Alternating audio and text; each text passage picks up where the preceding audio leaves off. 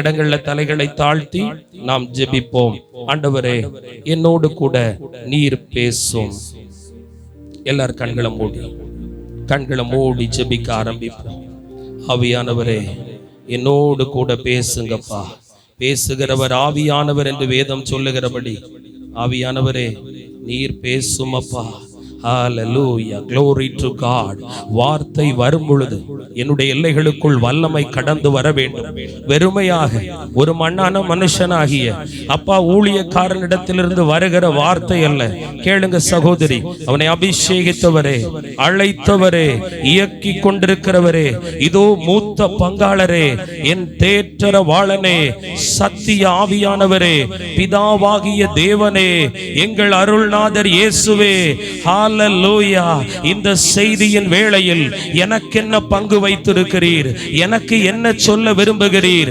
எதை கற்றுக் கொடுக்க விரும்புகிறீர்? அடுத்த ஒரு வார காலம் நான் என்ன செய்ய வேண்டும்? எப்படி இயங்க வேண்டும்? எப்படி ஜெபிக்க வேண்டும்? எப்படி விசுவாசிக்க வேண்டும்? என்னிடத்தில் உள்ள குறைவு என்ன? நான் எதில் மாற வேண்டும்?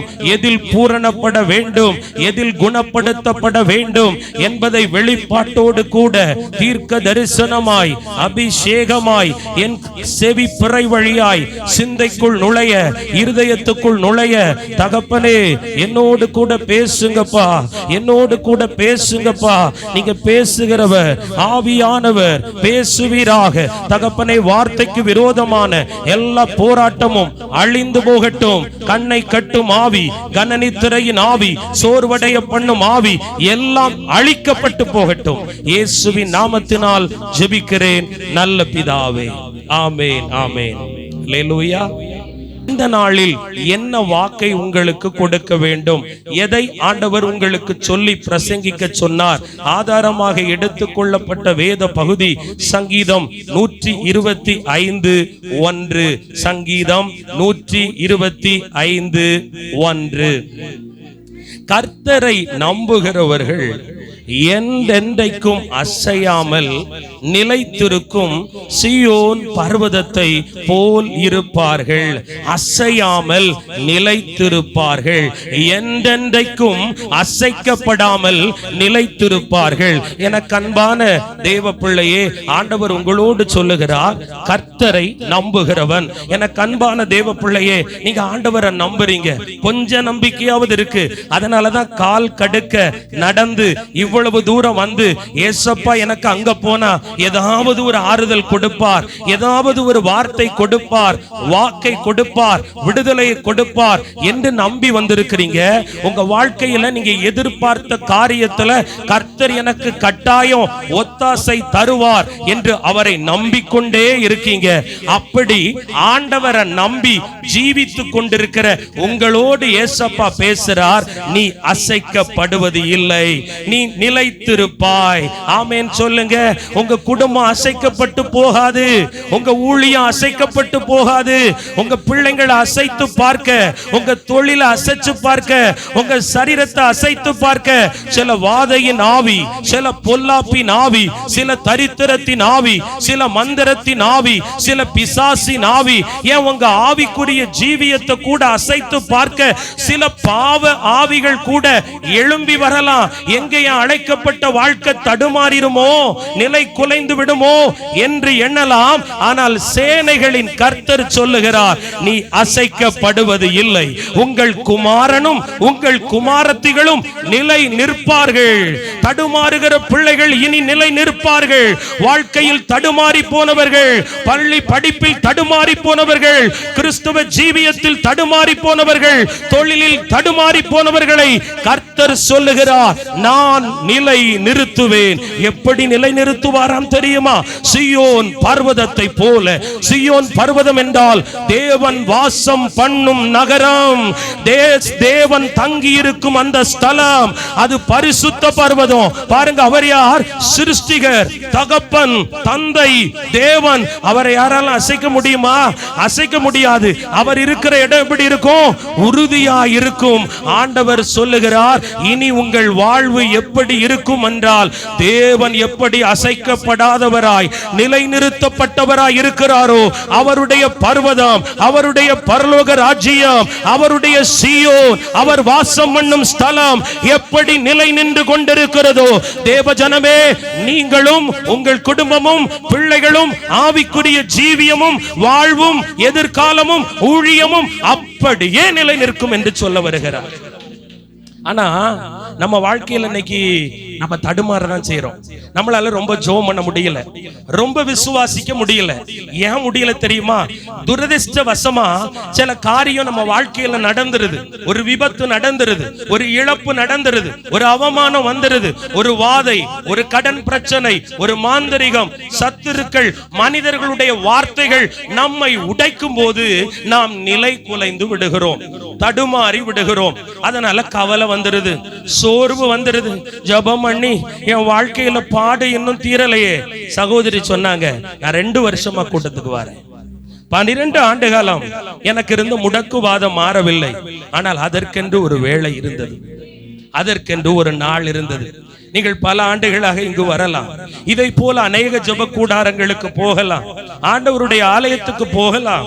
கர்த்தர் சொல்லுகிறார், பயப்படாதே, அசைக்கப்படாதிருப்பாய், உறுதியா இருப்பாய், நிலை நிற்பாய். உன் தலையை கர்த்தர் நிலை நிறுத்துவார், உங்களை உயர்த்துவார்.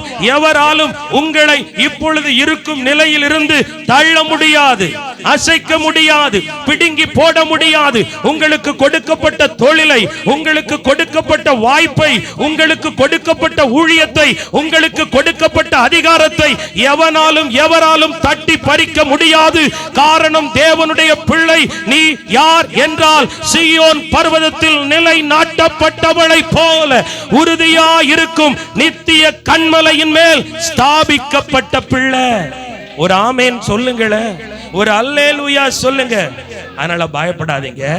நடந்தது நடந்ததாகவே இருக்கட்டும். நடக்க கூடாதது பல நடந்தது உண்மை. அதனால் வெட்கம் வந்தது உண்மை, அவமானம் வந்தது உண்மை, தலைகுனிவு வந்தது உண்மை, வேதனைப்பட்டது உண்மை, ஒடுக்கப்பட்டது உண்மை, பயம் அடைந்து கலங்கி இருப்பது உண்மை. ஆனால் இனி நல்லவைகள் மட்டுமே நடக்கும். காரணம், கர்த்தர் சொல்லுகிறார், அசையாமல் நிலை நிற்பாய். உன் வாழ்க்கை அசைஞ்சு போகாது. ஒரு இடத்துல உங்களை நிறுத்த போறார். இப்ப கண்மலை வெடிப்பில் வைத்து உன்னை ஒளித்து வைத்திருக்கிறார். நீ மறைவிடத்தில் மறைக்கப்பட்டிருக்கிறாய். ஏனென்றால் மரிக்கும் தருவாய் இது. மரணத்துக்கு ஆபத்து விளைவிக்கும், ஜீவனுக்கு ஆபத்து விளைவிக்கும் மரண கண்ணிகள் வந்த நேரம் இது. ஆண்டவர் உங்களை மறைச்சு வச்சுட்டாரு. உங்க சத்துருவுக்கு ஒப்பு கொடுக்கல, மந்திரத்துக்கு ஒப்பு கொடுக்கல, சாபத்துக்கு ஒப்பு கொடுக்கல, சவுலின் ஆயுதத்துக்கு ஒப்பு கொடுக்கல, ஆமானின் தந்திரத்துக்கு ஒப்பு கொடுக்கல.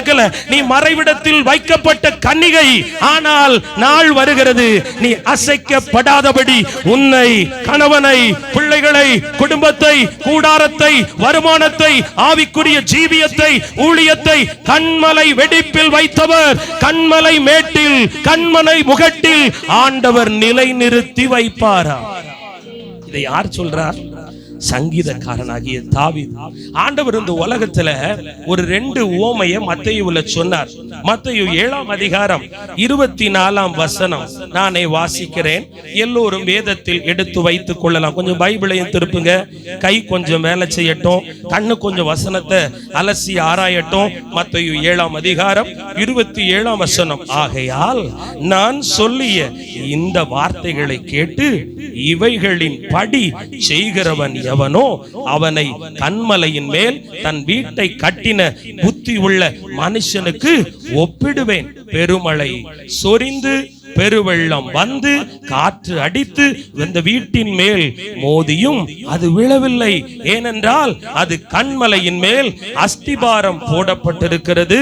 ஆனால் நான் சொல்லிய இந்த வார்த்தைகளை கேட்டு இவைகளின் படி செய்யாதிருக்கிறவன் எவனோ அவன் தன் வீட்டை மணலின் மேல் கட்டின புத்தி இல்லாத மனுஷனுக்கு ஒப்பிடப்படுவான்.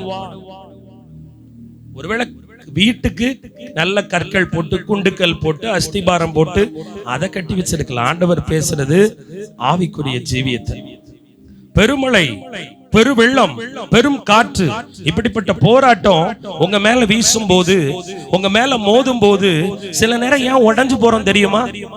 விசுவாசம் சுக்கு சுக்கா உடைஞ்சு போயிடுது. பாவம் வந்து தொட்டு பார்க்கும் போது பரிசுத்தம் உடைஞ்சு போகுது. சிலர் காயப்படுத்தும் போது நம்முடைய பக்தி விருத்தி எல்லாம் உடைஞ்சு போகுது. சிலர் தீண்டி பார்க்கும் போது கனி கொடுக்கும் மரம் பட்டு போய் காய்ந்து போகுது. ஏன்? அஸ்திபாரம் கர்த்தருடைய வார்த்தையில் இல்லை, வசனத்தில் இல்ல. ஏதோ மனப்பிடிப்புல ஆண்டவரை பிடிச்சு வச்சிருக்கோம் ஒளிஞ்சு வேதத்தின் வசனத்தில் நீ கட்டப்பட வேண்டும். சகோதரி, வார்த்தையின்படி உங்க வாழ்க்கை இருக்கட்டும், வார்த்தையின்படி உங்கள் வாயின் வார்த்தை இருக்கட்டும், வசனத்தின்படி உங்கள் வாயின் வார்த்தை இருக்கட்டும், வசனத்தின்படி உங்களுடைய வீட்டின் காரியங்கள் இருக்கட்டும். ஏனென்றால் வசனத்தில் நிற்கிறவன் மட்டும்தான், வசனத்தில் அஸ்திபாரம் போடப்பட்டவன் தான் இந்த உலகத்தில் வருகிற உபத்திர நிக்க முடியும், தாக்கு பிடிக்க முடியும். ஏன்னா போராட்டம் வரும்போது உடனே வசனத்தை ஆண்டவர் ஓட்டுவார். ஒருத்தன் நம்மளை தாக்கும் போது கோபம் வந்துருது, திரும்ப பதில் கொடுக்கிறோம். ஏன்? வசனத்தை சரியா படிக்கல. கனி கொடுக்கிற மரம் தான் கல்லெறியப்படும். ஆண்டவர் சொன்னால் ஒரு கன்னத்தை ஒருவன் அடிக்க கேட்டால் மறு கன்னத்தையும் கொடு. தாழ்மையை வசனம் கற்றுக் கொடுக்கிறது, பொறுமையை வார்த்தை கற்றுக் கொடுக்கிறது, நீடிய சாந்தத்தை வார்த்தை கற்றுக் கொடுக்கிறது. அநேக முறை கிறிஸ்தவர்களாகிய நாம் கேட்பது உண்டு, ஏன், எதற்காக, இன்னும் ஏன் இந்த தாமதம், இன்னும் ஏன் இந்த போராட்டம்? ஏனென்றால் பரலோகம் போகும் வாசல் வழி இடுக்கமானது, நெருக்கமானது. உட்பிரவேசிக்கிறவர்கள் ஒரு சிலர். ஏன் இந்த கசையடி தெரியுமா? ஏன் இந்த காயம் தெரியுமா? ஏன் இந்த உறவுக்காரர்கள் வெறுக்கிறார்கள் தெரியுமா? பகைக்கிறார்கள் தெரியுமா? ஏன் ஓரம் கட்டப்படுகிறோம் தெரியுமா? ஏன் தனித்து விடப்படுகிறோம் தெரியுமா? ஏன் நாம் வேலை செய்யும் ஸ்தலத்தில், குடியிருப்பில், குடும்பத்தில், சபையில் நமக்கு விரோதமாய் கூட்டம் கூடி ஏளனம் செய்கிறார்கள் தெரியுமா? உங்களை உலகம் பகைப்பதற்கு முன்பு, உறவுகள் பகைப்பதற்கு முன்பு இயேசுவை இந்த உலகம் பகைத்து விட்டது. நீங்கள் இந்த உலகத்தான் அல்ல, இந்த உலகத்தார் அல்ல. அதனால் தான் உலகத்தின் அன்பு உங்களுக்கு கிடைக்கவில்லை, மாய மாலக்காரர்களுடைய கூட்டத்தின் ஆதரவு உங்களுக்கு கிடைக்கவில்லை. ஆனால் தேவனால் நீங்கள் ஆறுதல் படுத்தப்படுகிறீர்கள். நீங்கள் எப்பொழுதெல்லாம் ஜெபம் செய்கிறீர்களோ அப்பொழுது ஒரு ஆறுதல் பெருகுகிறது. எப்பொழுதெல்லாம் பாடுகிறீர்களோ அங்கு ஒரு ஆறுதல் பெருகுகிறது. எப்பொழுதெல்லாம் மனம் விட்டு வாய் திறந்து ஸ்தோத்திரம் செலுத்துகிறீர்களோ உங்களை அறியாமல் ஒரு சமாதானத்தின் ஆவி உங்கள் உள்ளத்தை ஆளுகை செய்கிறது. எப்பொழுதெல்லாம் போதனை கேட்கிறீர்களோ, பிரசங்கங்கள் கேட்கிறீர்களோ, உபதேசிக்கப்படுகிறீர்களோ, தீர்க்க தரிசனம் புறப்பட்டு வருகிறதோ அப்பொழுது கர்த்தருடைய அன்பு உங்கள் மேல் அளவில்லாமல் ஊற்றப்படுகிறது. ஆண்டவர் சொல்லுகிறார், பயப்படாதே, வார்த்தையை கற்றுக்கொள், வசனத்துல நில்லுங்க, உங்களை எதுவும் தொட முடியாது. ஆமென் சொல்லுங்க. வசனத்தை மீறி கோபப்பட்டுறாதீங்க, சண்டை போட்டுறாதீங்க, பகைச்சிராதீங்க, வாக்குவாதம் பண்ணாதீங்க. ஜெபிப்போம், ஏசப்பா ஜெயம் தருவார். ஜெபம் பண்ணுவோம், ஏசப்பா நமக்காக யுத்தம் பண்ணுவார். ஜெபம் பண்ணுவோம், ஏசப்பா நமக்காக வழக்காடுவார். நம்ம விட்டு கொடுப்போம், இயேசு நம்மளை விட்டு கொடுக்க மாட்டார். இயேசுவுக்காக தானே. நீங்க அப்படி வசனத்தின் மேல நின்னா ஆண்டவர் உங்களை ஆசீர்வதிப்பாராம். வேதம் சொல்லுகிறது, 1 கொரிந்தியர் 10ஆம் அதிகாரம் 4ஆம் வசனம், 1 கொரிந்தியர் 10:4, எல்லோரும் ஒரே ஞான பானத்தை குடித்தார்கள்.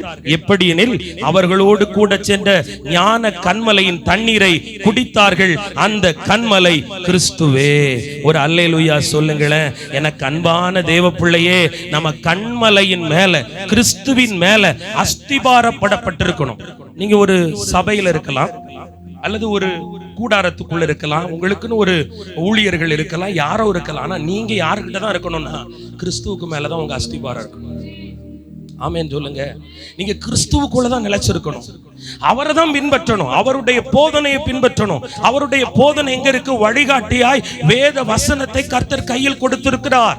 இந்த வசனத்தில் வார்த்தையை பின்பற்று, அந்த வார்த்தையின்படி உங்கள் வாழ்வை நீங்கள் மாற்றி பாருங்கள், உங்கள் ஆண்டவர் ஆசீர்வதிப்பார்.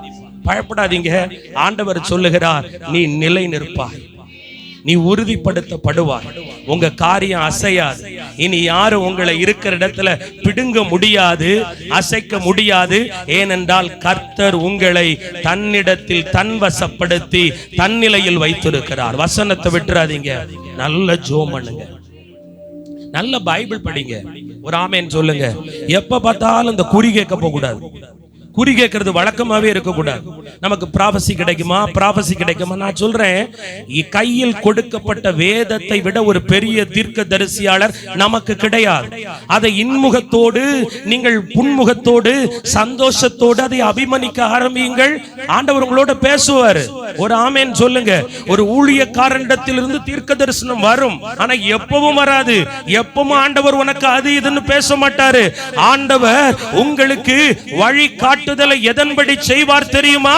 அனுதினமும் வேத வசனத்தை எடுத்து ருசிக்கும் போது, ரசிக்கும் போது, புசிக்கும் போது, அந்த வசனங்களை வாயினால் வசித்து மென்று நீங்கள் ஆத்துமாவுக்கு உணவாய் கொடுக்கும் போது அதில் இருந்து ஜீவ ஊற்று புறப்படும். அதில் இருந்து ஜீவ ஊற்று புறப்படும். அதிலிருந்து உங்கள் வியாதிக்கான விடுதலை புறப்படும். அதிலிருந்து பிசாசை துரத்துகிற வல்லமை புறப்படும். ஆண்டவர் சொல்றார், என்னை யார் விடுவிப்பா? சத்தியத்தை அறிங்க, சத்தியம் உங்களை விடுதலை ஆக்கிறோம். ஆமென் சொல்லுங்க. பைபிளை தூக்குங்க. நீங்க தான் ஆசீர்வதிக்கப்பட்டவங்க. நீங்க தான் அசைக்கப்படாம இருக்க முடியும். எப்பவும் சிந்திச்சுக்கிட்டே இருக்காதீங்க. எப்பவும் கவலைப்பட்டுக்கிட்டே இருக்காதீங்க. எப்பவும் புலம்பிக்கிட்டே இருக்காதீங்க. எப்பவும் போன்ல உங்க காரியத்தை வேற ஒருத்தர்கிட்ட பகிர்ந்துகிட்டே இருக்காதீங்க. எப்பவும் ஒருத்தரை போன் பண்ணி எனக்காக ஜெபிங்கன்னு சொல்லிக்கிட்டே இருக்காதீங்க. வேத வசனத்தை தரங்க, முழங்கால்ல நில்லுங்க.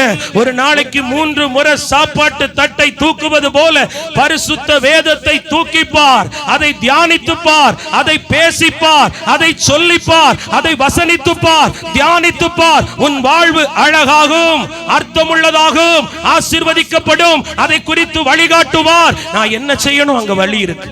ஒரு ஆமென் சொல்லுங்க, ஒரு அல்லேலூயா சொல்லுங்க. பைபிளை கையில தூக்கி வாசிக்க ஆரம்பிச்சுட்டா அதுதான் உங்க பிள்ளைங்களுக்கு நீங்க சேர்த்து வைக்கிற பெரிய சொத்து, பெரிய ஆசீர்வாதம். காலமெல்லாம் நீங்க கிச்சனுக்குள்ள இருந்து சாப்பாடாக்கி போட்டு பாத்திரத்தை தேய்ச்சி துணியை தோச்சி வீட்டை பெருக்கி வீட்டை சுத்தம் செய்து நீங்க சேர்க்கிற சொத்தெல்லாம் பூச்சி அரிச்சிட்டு போயிரும். கள்ளமிட்டு திருடிட்டு போயிடுவான். ஆனா நேரத்தை ஒதுக்கி, காலத்தை ஒதுக்கி ஒரு குடும்பத்தின் தலைவியா, ஒரு தாயா, ஒரு தந்தையா நீங்க வேதத்தை திறந்து படிச்சா உங்க வீட்டுக்குள்ள வற்றாத நதி வரும். வளமிக்க தோட்டமா அது மாறும். சாத்தான் நடுங்குவான், சத்துரு நடுங்குவான், மந்திரம் நடுங்கும். நீ வெறுமையாய் இருக்கிறாய். ஏன் உங்களால பிசாசை எதிர்க்க முடியல? ஏன் பேய் உங்களை கண்டா ஓட மாட்டேங்குது? ஏன் உங்களால 6 நாளும் ஜெபிக்க முடியல, 7 நாளும் விசுவாசிக்க முடியல தெரியுமா? உங்களுடைய ஆன்மா வெற்றிடமா இருக்கு. மாம்சத்துக்கு சோறு போடுறோம், நல்ல காப்பி குடிக்கிறோம். நிறைய காப்பி வண்டி இருக்கு, குடிச்சுக்கிட்டே இருக்கணும். நிறைய பேர் தண்ணி குடிக்கிறோம், கறி புசிக்கிறோம். ஆனா ஆத்துமாவுக்கு வசனம் எவ்வளவு போகுது? நமக்கு போகுது, ஸ்வீட் மட்டும் தான் போகுது. எங்க போகுது? ஊழியக்காரங்கிட்ட வந்து ஆண்டவர் ஒன்னு ஆசீர்வதிப்பார். அது லட்டு மாதிரி, அது தேன் மாதிரி. அதை எப்படிதான் சாப்பிடணும்? மட்டாதான் சாப்பிடணும். ஒரு ஆமென் சொல்லுங்க. ஆனா பைபிளை திறந்துட்டா கசப்பும் வரும். அதுதான் பித்தத்தை எடுத்து தூர போடும். ஒரு அல்லேலூயா சொல்லுங்க. கடிந்து கொள்ளுதல் அங்கதான் வரும். உங்கள் ஆண்டவர் இருதயத்தை உடைப்பார். எங்க? வசனத்தின் மூலமாய் உங்களோடு பேசுவார். இங்க பேசுறது ஒரு ஸ்பெஷல் கிஃப்ட். ஆனா தனிப்பட்ட முறையில வேதத்தை கையில திறந்து ஆண்டவரே எனக்கு வழிகாட்டும், எனக்கு போதித்து தாரும், என்னை உயிர்ப்பியும் சொல்லுங்க. அந்த வசனம் உங்க நரம்புல இறங்கணும், நாடியில இறங்கணும். சிலர் சொல்லுவாங்க, இவளுக்கு கோபம் ரத்த நாடியில எல்லாம் ஏறி போயிருக்கு. அப்படிதானே? சில பேருடைய கோபம் மாம்சத்துல, ரத்தத்துல, நரம்புல எல்லாம் ஏறி போயிருக்கும். நான் சொல்லுவேன், கர்த்தருடைய வசனத்தை உட்கொள்ள உட்கொள்ள உட்கொள்ள உங்க ஆவி, உங்க ஆத்துமா, உங்க சரீரம், உங்க நாடி, நரம்பு, எலும்பு, ரத்தத்துக்குள்ள அந்த வார்த்தையின் வல்லமை, வார்த்தைக்குள்ள இருக்கிற அதிகாரம், அபிஷேகம் எல்லாம் பலமாய் இறங்கும். ஒரு ஆமென் சொல்லுங்க. இந்த உலகத்தை ஜெயிக்கணும்னா வார்த்தையை வச்சுதான் ஜெயிக்க முடியும், வசனத்தை வச்சுதான் ஜெயிக்க முடியும். உங்க சுய கருத்தை வெளிப்படுத்தாதீங்க. ஆண்டவர் தீர்க்க தரிசனம் உரைத்தாலும் வசனத்தின்படியே உரைப்பார். அவர் வளவளன்னு பேச மாட்டார். நல்லா கவனிக்கணும். நீ அங்க போன இங்க போன அப்படிலாம் இல்ல. ஆண்டவர் சத்தியத்தை அனுப்பி வசனத்துக்கு ஒத்துதான் உங்களோடு பேசுவார். ஒரு அல்லேலூயா சொல்லுங்க. வசனம் எதை சொல்லுதோ அதை கேளுங்க, வசனத்துக்கு நடுங்குங்க, வசனத்தை நோக்கி பாருங்க. அப்போ நீங்க அசைக்கப்படாத சீயோன் பர்வதத்தை போல வடிவடிப்பான ஸ்தானமா நீங்க மாறுவீங்க. ஆண்டவர் உங்களை மாற்றுவார். ஒரு ஆமேன் சொல்லுங்க. வேதம் சொல்லுது மார்க் 13:33, மார்க் 13:33, வானமும் பூமியும் ஒளிந்து போகும், என் வார்த்தைகளோ ஒளிந்து போவது இல்லை. இந்த பிரசங்க நேரத்துல ஆண்டவர் கொடுக்கிற வார்த்தை ஒழியாது. ஆமேன் சொல்லுங்க. நீ அசைக்கப்படாதிருப்பாயின்னு உங்க மேல டிக்ளேர் பண்ணிட்டா அந்த வார்த்தை உங்களை விட்டு ஒழியாது. நீங்க ஒதுக்கி வைக்கிற வரை தூரமா நிக்கும். ஆனா நீங்க அப்பியாசப்படுத்திட்டா அது செயல்பட ஆரம்பிச்சிடும், அது வேர் விட ஆரம்பிச்சிடும், அது உங்களை ஆசீர்வதிக்க ஆரம்பிச்சிடும். ஒரு ஆமேன் சொல்லுங்க. அதனால நானும் என் வேதமும் என்று அதோடு நீங்கள் பழகி கொள்ளுங்கள். அதுக்கு தான் அந்த தனிமையின் காலத்தை தாராரு, அதுக்கு தான் உங்களை உடைக்கிறாரு. எனக்கு யார் இருக்கா நினைக்காதீங்க. பரிசுத்த வேதம் உங்களுக்கு மன மகிழ்ச்சியா இருக்கட்டும். நீங்கள் வேதத்தை நேசித்தால் உங்களுக்கு சமாதானம் உண்டு. இன்னைக்கு சில பேரை கூப்பிட்டு பேசினா புலம்பல் தான் இருக்கு. ஏன் தெரியுமா? நல்ல செய்தி கேட்கிறாங்க, நல்ல ஜெபிக்கிறாங்க, நிறைய கூட்டங்களுக்கு போறாங்க, நிறைய ஊழியம் செய்யறாங்க. ஏன் புலம்பல் போகல தெரியுமா?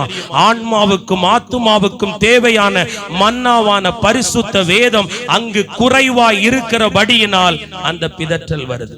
ஆமென் சொல்லுங்களேன். ஒரு அல்லேலூயா சொல்லுங்களேன். என் அன்பு தேவ பிள்ளையே, ஆண்டவர் சொல்லுகிறார், துன்மார்க்கனுக்கு அநேக வேதனை உண்டு, கர்த்தரை நம்பி இருக்கிறவரையோ கிருபை சூழ்ந்து கொள்ளும். இன்னைக்கு யாரெல்லாம் அசைக்கப்பட மாட்டீங்க? ஆண்டவர் உங்களை அசைக்கப்பட மாட்டா. நீ உறுதியா இருப்பாய். இனி உங்க காரியம் உறுதியா இருக்கும், உங்க காரியம் அசையாதுன்றார். அது யாருக்கெல்லாம்னா, முதலாவது யாரெல்லாம் கர்த்தரை முன்பாக வைத்திருக்கிறார்களோ அவர்கள் அசைக்கப்படுவதில்லை. இரண்டாவது, அதிகாலையில் தேவனை தேடுகிறவர்கள் அசைக்கப்படுவதில்லை. மூன்றாவது, யாரெல்லாம் நீதி உள்ள நீதிமானின் வாழ்வை வாழ்கிறார்களோ அவங்களுக்கு தான் அசைவு கிடையாது. முதல் தலைப்பு சங்கீதம் 16:8. சங்கீதம் 16:8. கர்த்தரை எப்பொழுதும் எனக்கு முன்பாக வைத்திருக்கிறேன், அவர் எங்க இருக்காரா? என் வலது பாரிசத்தில் இருக்கிறபடியால் நான் அசைக்கப்படுவது இல்லை. ஒரு ஆமேன் சொல்லுங்களேன். கர்த்தர் எங்க இருக்காரா? தாவீதுக்கு முன்னாடி இருக்காரா? உங்க முன்னாடி என்ன இருக்கு? உங்க முன்னாடி பிரச்சனை தான் ஓடிக்கிட்டே இருக்கு. செய்தியில ஆரம்பம் நல்லா இணைஞ்சிங்க, இடையில உங்க சிந்தைய சாத்தான் களவாண்டு போய் உங்க பிரச்சனை முன்னாடி விட்டுட்டான். உங்க பார்வையை உங்க போராட்டம் முன்னாடி கொண்டு போய் விட்டுட்டான். நீ எல்லாம் செய்தி கேட்கறது சரிதான், ஆனா உன் வாழ்க்கை இப்படி இருக்க அப்படின்னு அடிக்கடி பிளாஷ்பேக் போட்டு காட்டுறான். உன் வீட்டு பிரச்சனை, நீ இங்க நல்லா இருக்க, வீட்டுக்கு போனா அது நரக குழிதான் அப்படின்னு பிளாஷ்பேக் போட்டு காட்டுறான். ஆனால் சங்கீதக்காரனாகிய தாவீது சொல்லும் பொழுது என்ன சொல்லுகிறார் தெரியுமா? கர்த்தரை எனக்கு முன்பாக வைத்திருக்கிறேன். நாம் யாரையெல்லாம் நம் முன்பு வைத்திருக்கிறோம் தெரியுமா? மந்திரவாதியை, மந்திரவாதத்தை, மந்திரவாதம் செய்த அக்காவை, தம்பிய, அண்ணாவை, பிரச்சனை கொடுக்கிற நபரை, எதிராளிய, சத்துருவ, கடனை, உபத்திரவத்தை, வெட்கத்தை, நிந்தைய முன்னாடி வச்சு ஒப்பாரி வைத்துக் கொண்டே இருக்கிறோம். சொல்ல போனா காற்றையும் கடலையும் பார்த்து பார்த்து மனம் நொந்து போகிறோம். பேதுருவை பாருங்கள். 4ஆம் சாமத்தில் இயேசு கடற்கரையில் நடந்து வருவதை பார்த்தான். கர்த்தரை முன்பு வைத்தான், இயேசுவை முன் பார்த்தான், சொன்னான், ஐயரே நீரே என்றால் நானும் இவ்வழியாய் உம்மை போல நடந்து வர எனக்கு கட்டளை கொடும் வான்னார். வர்றவன் முதல்ல இயேசுவை பார்த்தான். நம்மளும் அப்படிதான். ஆரம்பத்துல நல்ல இயேசுவை பார்ப்போம், நல்ல ஒவ்வொன்னா கேட்டு கேட்டு செய்வோம். இயேசுப்பா பாதத்திலேயே உட்கார்ந்து இருப்போம், இயேசுவை பற்றியே பேசுவோம், வார்த்தையை பற்றியே பேசுவோம். நாட்கள் மாற மாற ஒவ்வொருத்தரை சந்திக்க சந்திக்க பிரச்சனையை பேசுவோம், போராட்டத்தை பேசுவோம், கல்யாணம் நடக்காதது பேசுவோம், கடன் அடையாதது பேசுவோம், வீடு கட்ட முடியாதது பேசுவோம், கடந்து வந்த பாதையை பேசுவோம், இயேசுவை விட்டுருவோம். அதுதான் உண்மை. அவன் பாருங்க, இயேசுவை விட்டுட்டு அவன் பார்வையை எழும்பி வந்த புயல் மேல, காற்று மேல வச்சான், அமிழ்ந்து போனான். சகோதரி, இன்னைக்கு ஜெப வாழ்க்கை ஏன் மூழ்கி போகுது தெரியுமா? ஏன் உங்க ஆவிக்குரிய வாழ்க்கை முங்கி கிடக்கு தெரியுமா? நீங்க ஆண்டவரை பார்க்க தவறிடுறீங்க. நிறைய நேரம் சோர்ந்து அப்படியே சிந்திச்சுக்கிட்டே இருக்கீங்க. உங்க சிந்தனை உங்களை பைத்தியமாக்கும். உங்க சிந்தனை உங்களை மனக்குழப்பத்துக்குள்ள கொண்டு போகும். உங்க சிந்தனை உங்க ஆத்துமாவை தொய்ய பண்ணிரும். சிந்திக்கும் போது இயேசுவை முன்வைத்து சிந்திக்க ஆரம்பியுங்கள். அதனாலதான் சங்கீதக்காரனாகிய தாவீது அப்போஸ்தலர் 2:25 அவரை குறித்து தாவீது அப்போஸ்தலர் 2:25 அவரை குறித்து தாவீது, கர்த்தரை எப்பொழுதும் எனக்கு முன்பாக நிறுத்தி நோக்கி கொண்டிருக்கிறேன், நான் அசைக்கப்படாதபடி அவர் எனது வலது பாரிசத்தில் இருக்கிறார். ஒரு அல்லேலூயா சொல்லுங்களே. எனக்கு அன்பான தேவ பிள்ளையே, சங்கீதக்காரனாகிய தாவீது சொல்லும் பொழுது என்ன சொல்லுகிறார் தெரியுமா? அவர் என் வலது பாரிசத்தில் இருக்கிறார், நான் அசைக்கப்பட மாட்டேன். சொல்ல முடியுமா? உங்கள் உபத்திரவத்தை பார்த்து, பிரச்சனையை பார்த்து, தேவையை பார்த்து, சோதனையை பார்த்து, உங்களுக்கு விரோதமாய் எழும்பி வருகிற சவுலின் ஆயுதத்தை பார்த்து, ஏ பிசாசே, ஏ பொல்லாத மனிதனே, ஏ பொல்லாத சாத்தானே, ஏ கொடிய வியாதியே, என்னை நீ தொட முடியாது, என் கணவனை நீ தொட முடியாது, என் பிள்ளைகளை நீ தொட முடியாது. காரணம், கர்த்தர் எங்களுக்கு முன்பாக இருக்கிறார், அவர் என் வலது பக்கத்தில் இருக்கிறார், நான் அசைக்கப்பட்டு போக மாட்டேன் என்கிற அறிக்கை உங்க ஜெபத்துல வருதா? அவன் ஜெபம் எல்லாம் விசுவாச ஜெபம், உங்க ஜெபம் எல்லாம் ஒப்பாரி ஜெபம். இளவு வீட்டுல போனா, ஆண்டவரே என்னை விட்டு போயிட்டப்பா அப்படின்னு அழுறீங்க. ஆனா சங்கீதக்காரனாகிய தாவீதை வைத்து ஜெபிக்கும் போது பவர்ஃபுல் பிரேயர். ஒரு ஆமென் சொல்லுங்க. உங்க ஜெபத்துல ஆண்டவரே எல்லாம் போயிடுச்சு, எல்லாம் முடிஞ்சு போச்சு, நீங்க எதையும் முன்னாடி வைக்காதீங்க. இன்று முதல் இயேசுவை முன்னிலைப்படுத்துங்கள். சிலர் முன்னிலைப்படுத்தும் போது அதெல்லாம் நான் பார்த்துக்கிடுவேன், எனக்கு தெரியும், நாங்கிற நாவை முன்னாடி வைக்காதீங்க, சுயத்தை முன்னாடி வைக்காதீங்க. நான் ஞானத்தை வச்சு அதை செய்திருவேன்னு உங்க ஞானத்தை முன்னாடி வைக்காதீங்க. ஆள் பலத்தை வைத்து, அதிகார பலத்தை வைத்து, பண பலத்தை வைத்து நான் அதை செய்து முடிப்பேன் என்று உன் பலத்தை முன்பு வைப்பாயே, ஆனால் அசைக்கப்பட்டு போய் விடுவாய். கர்த்தரை முன்னாடி வச்சிருக்கேன், அவர் பார்த்துப்பார், அவர் செஞ்சு முடிப்பார், அவர் பார்த்துக்கிடுவார். அனுமதிச்சது அவர் தானே, என்ன கொண்டு வந்தது அவர் தானே. இப்படி பேசணும். அந்த பிரேயர்ல தான் என்ன இருக்கு? சக்தி இருக்கு. அந்த ஜெபத்துல தான் உயிர் இருக்கு. அந்த ஜெபத்துல தான் வல்லமை இருக்கு. உங்க ஜெபம் புலம்புகிற ஜெபமா இருக்க கூடாது, ஒப்பாரி வைக்கிற ஜெபமா இருக்க கூடாது, தோல்வியின் வார்த்தையை பேசக்கூடாது, மனம் நொந்து போய் ஜெபிக்க கூடாது. திடமனதோடு ஜெபிக்கணும், உங்களை திடப்படுத்தி கொண்டு ஜெபிக்கணும், தைரியமான வார்த்தைகள் அறிக்கையிட்டு ஜெபிக்கணும். ஏனென்றால் ஜெப கேட்கிறவர் தோற்று போனவர் அல்ல, தோற்கடிக்கப்பட்டவர் அல்ல, அவர் மரணத்தை ஜெயித்தவர், மரணத்தை ஜெயபலமாய் விழுங்கினவர். உனக்காக வெள்ளம் போல சாத்தான் வந்தாலும் ஜெயக்கொடி ஏற்றுகிறவர். அப்படிப்பட்ட ஆண்டவரை வச்சு என்ன ஜெபம் வரக்கூடாது? தோல்வியின் ஜெபம் வரக்கூடாது. வேதம் சொல்லுகிறது பாருங்க, நீதிமொழிகள் 3:6 உன் வழிகளில் எல்லாம் அவரை நினைத்துக்கொள், அப்பொழுது அவர் உன் பாதையை செவ்வைப்படுத்துவார். இன்னைக்கு உங்க முன்னாடி சில கனவுகளை வச்சிருக்கீங்களா? உடைச்சு போடுறது. ஆண்டவரே உங்க சித்தத்தை முன்னாடி வைக்கிறேன், என் விருப்பம் அல்ல, என் பார்வைக்கு ஏற்றார் போல அல்ல, என் மாமிசம் விரும்புவது போல அல்ல, என் திட்டம் அல்ல, உம் சித்தத்தை முன்பு வைக்கிறேன், உங்க அனாதி தீர்மானத்தை முன்னாடி வைக்கிறேன். சொல்லி பாருங்க, உங்க காரியம் ஜெயிக்கும். நான் ஆண்டவரை இப்படிதான் இருக்க ஆசைப்படுறேன் அப்படின்னு இப்படின்னு நான் சொல்லாதீங்க. ஆண்டவரே என்னை சிருஷ்டித்தவர் நீர், என் மகனை சிருஷ்டித்தவர் நீர், என் பிள்ளைகளை சிருஷ்டித்தவர் நீர், ஆண்டவர் எங்களை நீர் உருவாக்கு அப்படின்னு ஆண்டவருடைய சித்தத்துக்கு நீங்க முன்னாடி வைங்க. அவரை முன்னிலை வச்சு அவர் பின்னாடி போங்க. அவர் உங்க முன்னாடி போவார், கோணலானவைகளை மாற்றுவார். இவ்வளவு நாள் உங்க சுயம் தோற்று போச்சு, உங்க மாம்சம் தோற்று போச்சு, உங்க படிப்பு ஞானம் தோற்று போச்சு, உங்க பணம் தோற்று போச்சு. சில பேர் ரொம்ப அதிகாரத்தன்மை உடையவங்க, உங்க அதிகாரம் கூட தோற்று போச்சு. ஆனா ஆண்டவர் சொல்லுகிறார், தடைகளை தகர்த்தெறிந்து போடுகிற கர்த்தர் இன்றைக்கு உங்களுக்கு முன்பாக போவார், கோணலானவைகளை நீங்களாக்குவார், தடைகளை உடைப்பார், திறந்த வாசலை உண்டாக்குவார். அவருடைய மகிமை உங்களை பிறகால இருந்து காக்கும். பயப்படாதே, பயப்படாதே, உன்னை மீட்டு கொண்டவர் சொல்லுகிறார், பெயர் சொல்லி அழைத்தவர் சொல்லுகிறார், நீ தெரிந்து கொள்ளப்பட்ட பிள்ளை, உன்னை நான் வெட்கப்பட விட மாட்டேன், உன்னை கைவிட நான் விட மாட்டேன். இமைப்பொழுது ஒரு சில சூழ்நிலைகள்ல உங்களை நான் கைவிட்டு இருந்தாலும் இனி நல்ல எபினேசராயிருந்து ஏந்துவேன், சுமப்பேன், தப்புவிப்பேன், பாதுகாப்பேன், ஆசீர்வதிப்பேன், சிரசை உயர்த்துவேன்.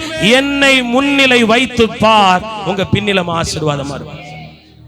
ஏசப்பாவை முன்னாடி வச்சுட்டா பிள்ளைங்க படிப்பு அழகா, தொழில் அழகா. உங்க கற்பனையை முன்னாடி வைக்காதீங்க, உங்க பிளானை முன்னாடி வைக்காதீங்க, உங்க எதிர் வீட்டு அக்காவை முன்னாடி வைக்காதீங்க. அந்த அக்கா எல்லாம் வாங்கிட்டாங்களே, அந்த அக்கா நல்ல சாரி உடுத்துறாங்க, நானும் அதை போல உடுத்த வேண்டாமா?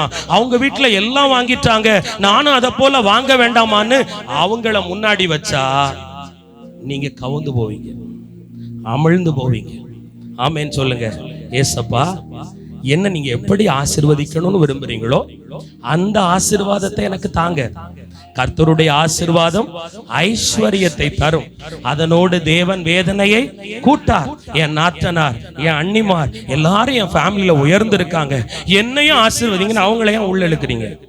உங்க ஜபத்துல கூட உங்க புத்தி மாற மாட்டீங்க. ஒரு ஆமேன் சொல்லுங்க. நல்ல அந்த புத்திய உங்க தலையில நீங்களே கொட்டுங்க. ஒரு அல்லேலூயா சொல்லுங்க. உங்க ஜபத்துல கூட எதிர் வீட்டுக்காரனை இழுக்கலன்னா உங்களுக்கு தூங்க முடியல, பாத்தீங்களா? அப்ப நீங்க புரிஞ்சுக்கிடணும் உங்க புத்தி எல்லாம் எப்படி இருக்குன்னு.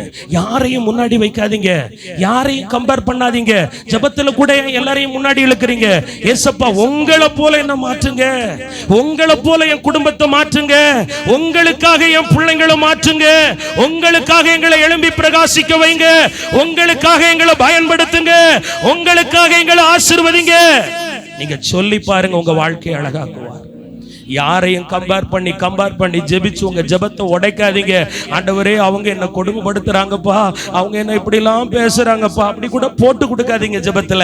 ஆண்டவரே நான் துயரப்பட்டது நல்லது, உபத்திரவப்பட்டது நல்லது, பாடுபட்டது நல்லது, நிந்திக்கப்பட்டது நல்லது, என் சொந்த குடும்பத்தால் நான் அருவருப்பாக்கப்பட்டது நல்லது. அதனால் தான் விலையேற பெற்ற மாணிக்கமாகிய உம்மை நான் தெரிந்து கொண்டேன், புரிந்து கொண்டேன், அறிந்து கொண்டேன், நெருங்கி வந்தேன், கிட்ட சேர்ந்தேன், ஆழத்தில் மூழ்கி கொண்டிருக்கிறேன். காரணம் அவங்களால அவங்களுக்காக ஸ்தோத்திரம் பண்ணுங்க. அதனாலதான் ஏசப்பா அறிவா வசனம் வச்சிருக்காரு, சத்து இருக்கல ஆசீர்வதிச்சு ஜெபம் பண்ணு. ஏன் தெரியுமா? அவங்க மந்திரம் வைக்கலனா, சூனியம் வைக்கலனா, அவங்க உங்களுக்கு விரோதமா வழக்கு தொடுக்கலனா, உங்களை அவமானப்படுத்தலனா, உங்க மேல பொய்யா குற்றம் சாட்டலனா, நீங்க ஏசப்பா காலடியை பிடிச்சிருப்பீங்களா என்ன? ஒரு ஆமேன் சொல்லுங்க. பாரம்பரிய கிறிஸ்தவர்களாய் ஞாயிற்றுக்கிழமை போனால் ஜெபிப்பது வருவது. ஒரு மெழுகுவர்த்தியை கொளுத்தி வச்சுட்டா இயேசு பார்த்துக்கிடுவார். ஆமா, ஒரு மிளகை தூவிட்டு வந்துட்டா இயேசு பார்த்துக்கிடுவார். உப்பை வச்சுட்டு வந்தா இயேசு பார்த்துக்கிடுவார். சர்ச்சை 4 வாட்டி சுத்தி வந்தா இயேசு பார்த்துக்கிடுவார். மண்ணாங்கட்டி பாப்பார். ஒரு அல்லேலூயா சொல்லுங்க. நீங்க உருகணும். மெழுகுவர்த்தி உருகுனா உங்க வாழ்க்கை மாறுமோ? மெழுகுவர்த்தி உருகுகிற நேரம் வரை உன் முழங்காலை போட்டு பார். முழங்கால் அந்த மெழுகுவர்த்தி தன்னை வருத்திட்டு அழுவது போல நீ அழாம, மெழுகுவர்த்தி அழுதுனா விடுதலை வருமா? பேய் தான் வரும். ஒரு அல்லேலூயா சொல்லுங்க. ஒரு ஆமேன் சொல்லுங்க. பாரம்பரியத்தை விட்டு வெளியே ஒளிஞ்சுவாங்க. ஒரு ஆமேன் சொல்லுங்க. ஒரு அல்லேலூயா சொல்லுங்க. இயேசு உனக்காக அடிக்கப்பட்டார், உனக்காக தன்னையே உருக்கி கொண்டார். அவர் இரத்தத்தை பார், அவர் காயத்தை பார். ஒரு மனிதன் செய்கிறதை போல நீ போய் பிரயாச்சத்தம் தேடாத, பரிகாரம் தேடாத, அவனை போல அவன் வழிகளில் போகாத. இயேசுவின் வழியில் போ, இயேசுவை பின்பற்று, அவரை உறுதியாய் பற்றிக்கொள். அவருடைய வார்த்தை எதை எப்படி சொல்லி தருதோ அதை கடைபிடிங்க, அதுல மிகுந்த பலன் உண்டாயிருக்கும். ஒரு அல்லேலூயா சொல்லுங்க. ஆல்டரை பார்த்துக்கிட்டே இருந்தா ஆமா நல்லா இருக்கு, இயேசுவை பார்க்கணும் கண்ணு, அவருடைய காயத்தை பார்க்கணும். பச்சை துணியை பார்க்க கூடாது, அதுல உள்ள வெள்ளை துணியை பார்த்தா மனசு மாறுதுன்னா சம்திங் ராங். அவருடைய வஸ்திரத்தை உன் கண்கள் பார்க்க வேண்டாமா? அவருடைய முதுகில் சவுக்கினால் அடிக்கப்பட்டு பிந்து தொங்குகிற அந்த தழும்புகளை நீ பார்க்க வேண்டாமா? என்று இன்னும் கல்லாலானவைகளை பார்த்து கொண்டிருக்கிறாய். காலம் கடைசி ஆயிற்று. வஞ்சிக்கப்பட்டு விடாதபடி இயேசுவை நோக்கி பாருங்கள். அசைக்கப்படாதிருப்பீர்கள். சீயோன் பர்வதத்தை போல உயர்த்தப்பட்டிருப்பீர்கள். நிலைநிறுத்துவார் கர்த்தர். எப்பொழுது இயேசுவின் வசனத்தை நோக்கி பார்க்கும்போது, அவரை நோக்கி பார்க்கும்போது, அவரை முன்னிலைப்படுத்தும் போது, உங்கள் சுயத்தை நீங்கள் சாகடிக்கும் போது, உங்களுடைய சுயமான ஜபம், உங்களுடைய சுயமான விருப்பம் எல்லாவற்றையும் கர்த்தருக்காக குப்பையாக எண்ணிவிட்டு தேவ சித்தத்துக்கு உங்களை அர்ப்பணம் பண்ணி ஜெபியுங்கள். கர்த்தர் வழிகளை திறப்பார், வாசல்களை திறப்பார், பாதைகளை செவ்வாய்ப்படுத்துவார், உங்களை ஆசீர்வதிப்பார். ஒரு ஆமென் சொல்லுங்க, ஒரு அல்லேலூயா சொல்லுங்க. இயேசு உயிரோடு இருக்கிறார். அவர் நம்ம முன்னாடி தான் இருக்கிறார். பாருங்க, அந்த ஸ்திரீ யார்? மரியாள். எப்பவுமே ஆண்டவரை பார்த்துக்கிட்டே இருந்தார். காலுக்குள்ள உட்கார்ந்துக்கிட்டு அவர் அப்படியே பார்த்துக்கிட்டே இருந்தார். அவன் முன்னாடி இருந்தது ஆண்டவர். அவருடைய வாயிலிருந்து புறப்பட்டு வந்த வார்த்தை, ஒரு ஆமென் சொல்லுங்க, அவள் ஒரு பாக்கியவதி. அவ வீட்டுக்குள்ளே இழவு வந்துச்சு. நாம நினைக்கிற கூட்டத்துக்கு போனா ஒண்ணும் நடக்காதுன்னு. நடக்கும், தப்பானது நடக்கும், போராட்டம் வரும், பிரச்சனை வரும். நம்ம யாரும் சுகித்திருக்கும்படி வாழும்படி அனுப்பப்பட்டவர்கள் அல்ல. பஞ்சுமெத்தையின் மேல் படுத்து உறங்கும்படி வேதம் நமக்கு கற்றுக் கொடுக்கவில்லை. முள்மேல் நடப்பதுதான் கிறிஸ்துவ வாழ்வு. சிலுவை சுமப்பதுதான் கிறிஸ்துவ வாழ்வு. பல கசையடிகளை முதுகில் பல மனிதர்களால் வாங்குவதுதான் கிறிஸ்துவ வாழ்வு. அவமானம் வரும், காட்டி கொடுத்தல் வரும், பல காரியம் வரும். காரி துப்புவாங்க, நிந்திப்பாங்க. இவைகளெல்லாம் உங்களுக்கு நடந்தா நீங்க தான் பாக்கியவதி. ஏனென்றால் இவைகளை எல்லாம் இயேசு உங்களுக்காக தன்மேல் சுமந்து கொண்டார். ஒருவேளை இவை உன்மேல் பாத்தியப்பட்டிருக்குமானால் நீயும் அந்த வழிகளில் நடக்கிறாய் என்பது உனக்கு உறுதிப்படுத்தி கொடுக்கப்பட்ட ஒரு பார்வை.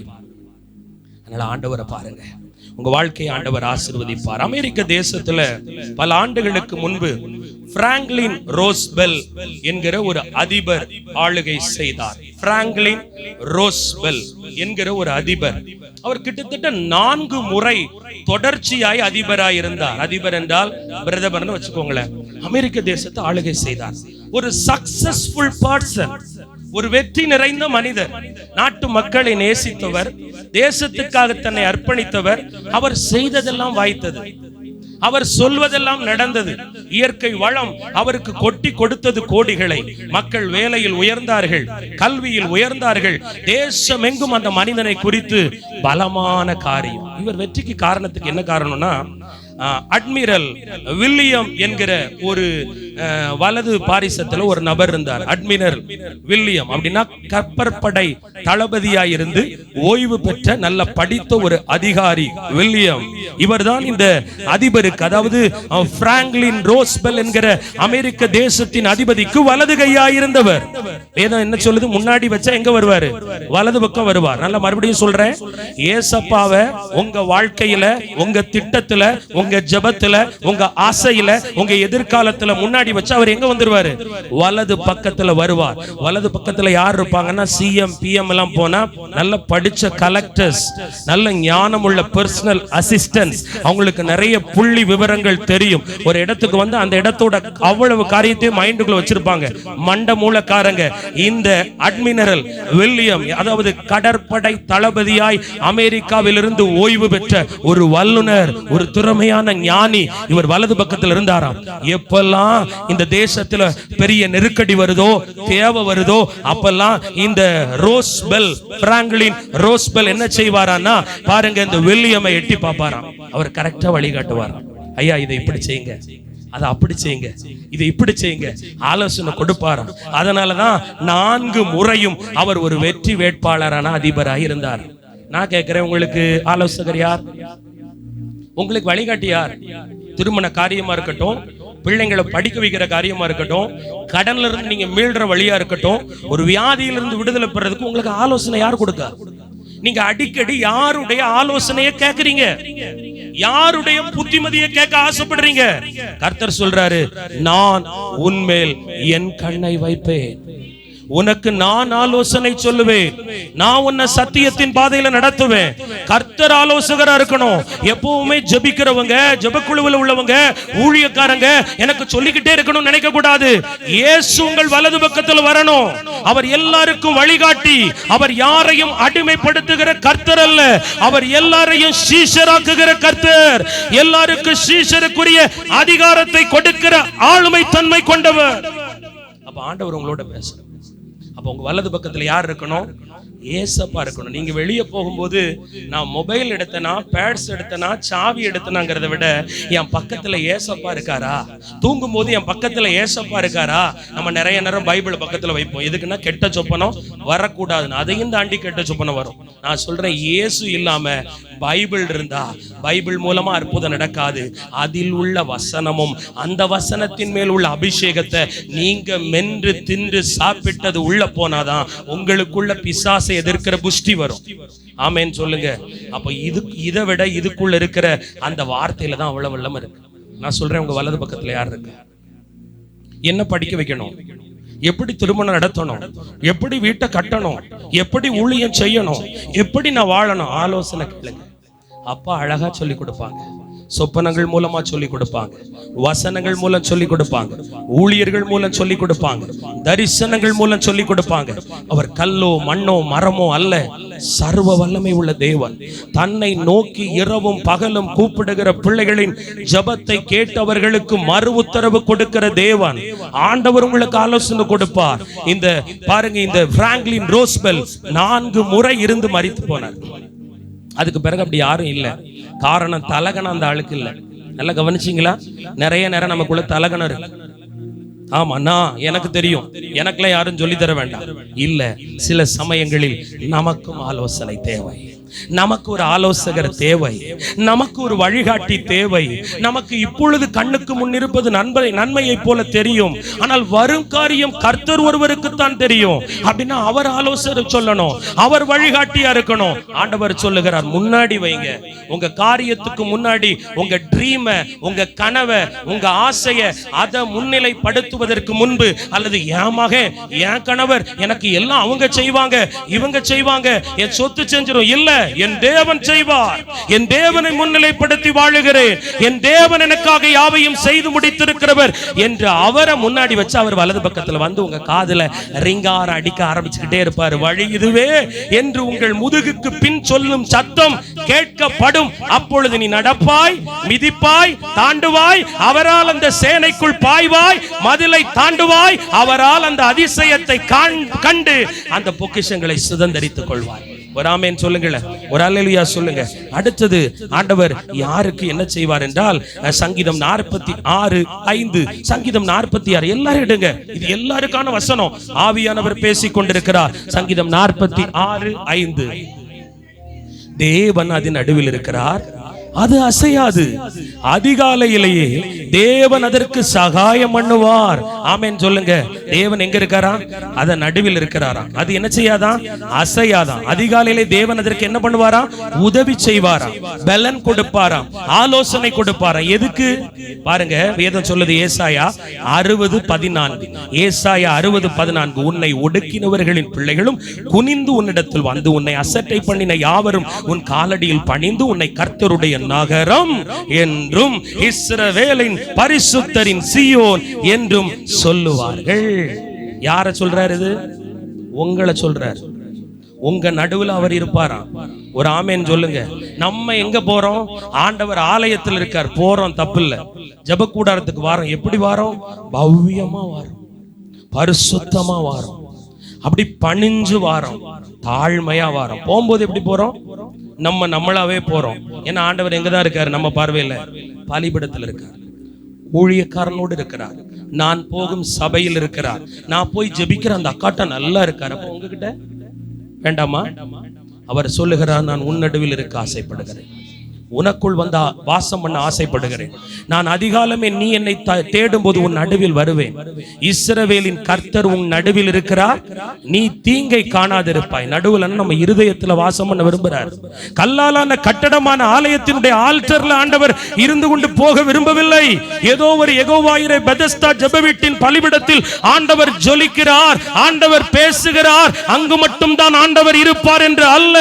நீங்கள் அவரை காலமே தேடும் போது உங்களுக்குள் வருவார், உங்களுக்குள் வந்து வாசம் பண்ணுவார். அப்பொழுது நீ அசைக்கப்படாதிருப்பாய். வேதம் சொல்லும் பொழுது அழகாக சொல்லுகிறது பாருங்கள். 1 கொரிந்தியர் 3ஆம் அதிகாரம் 16ஆம் வசனம். 1 கொரிந்தியர் 3:16. நீங்கள் தேவனுடைய ஆலயமாய் இருக்கிறீர்கள் என்றும் தேவனுடைய ஆவி உங்களில் வாசமாய் இருக்கிறார் என்றும் அறியாதிருக்கிறீர்களா?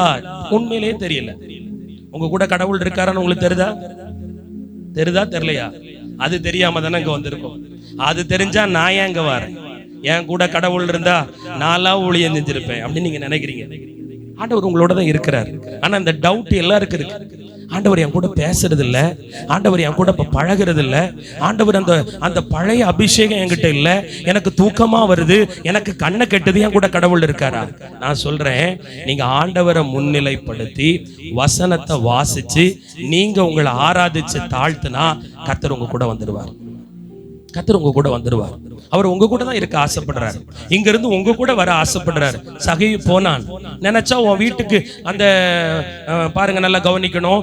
அந்த 100க்கு அதிபதிக்கு சொல்லி அனுப்புனது போல, எப்பா நீ போ உன் வேலைக்கார சொஸ்தமாவான்னு சொல்லி அனுப்பி இருக்கலாம். நீ போ, உன் வீடு ரட்சிக்கப்படணும். இல்ல, ஏசப்பா சகையு கூட பயணப்பட ஆசைப்பட்டார், பழக ஆசைப்பட்டார், வீட்டில் தங்க ஆசைப்பட்டார். இயேசு உங்களுக்குள் வாசம் பண்ண ஆசைப்படுகிறார். உங்கள் இருதயங்களுக்குள் வாசம் பண்ண ஆசைப்படுகிறார். தேவனுடைய ஆவி உங்கள் மேல் ஊற்றப்பட ஆசைப்படுகிறது. அம்மா நல்லா கவனிக்கணும். ஆண்டவர் விரும்புறாரு, நீங்க சபையா மாறுங்க, நீங்க சர்ச்சா மாறுங்க. ஆதி அப்போஸ்தலர்கள் அப்படிதான் இருந்தாங்க. அவங்க போற இடத்துல அவங்க நிழல் பட்டா சுகம். ஏன்னா அவங்க நடமாடும் ஆலயமா இருந்தாங்க. சகோதரி, நீ நடமாடும் ஆலயமாய் மாறு. ஆமென் சொல்லுங்க. ஆண்டவர் வாசம் பண்ணும் ஆலயமாய் மாறு. ஆண்டவர் உலாவுகிற ஆலயமாய் மாறு. ஆண்டவரை தொழுது கொள்ளுகிற பிள்ளையாய் மாறு. கர்த்தர் அதைத்தான் விரும்புகிறார். நீ அப்படி மாறும் போது ஆண்டவர் விரும்புகிற நகரமாய் இருப்பாய். ஆண்டவர் சீயோன் என்று உங்களை பார்த்து சொல்லுகிறார். பாபிலோன் இடத்தில் குடியிருக்கிற சீயோன் குமாரத்தியே, உன்னை நீ விடுவித்துக் கொள். பாபிலோன் என்றால் அருவருப்பு, குழப்பம், அசுத்தம், பாவம், இருள் என்று அர்த்தம். சீயோன் என்றால் வெளிச்சம், பரிசுத்தம், நல்ல மனம் எடுக்கக்கூடிய தேவன் உலாவ விரும்புகிற நகரம் என்று அர்த்தம். ஆண்டவர் உங்களை அசுத்தத்துக்காக படைக்கல, அருவருப்புக்காக படைக்கல, தீட்டுக்காக படைக்கல, உலகத்துக்காக படைக்கல, கவலைப்பட படைக்கல, பண ஆசைக்காக படைக்கல, பெருமைக்காக படைக்கல. ஆண்டவர் உங்களை தான் தங்கும் தேவாலயங்களாய் உங்களை படைத்து வைத்திருக்கிறார். அவருடைய ஆவியை உங்களுக்குள் அனுப்பி உங்களுக்குள் உலாவி உங்கள் மூலமாய் ராஜ்யத்தை கட்டி எழுப்பும்படி கர்த்தர் உங்களை தெரிந்து கொண்டு வைத்திருக்கிறார். ஒரு ஆமென் சொல்லுங்க. ஆனா நம்ம தான் நிறைய நேரம் ஆண்டவர் நமக்குள்ளெல்லாம் வரமாட்டாரு.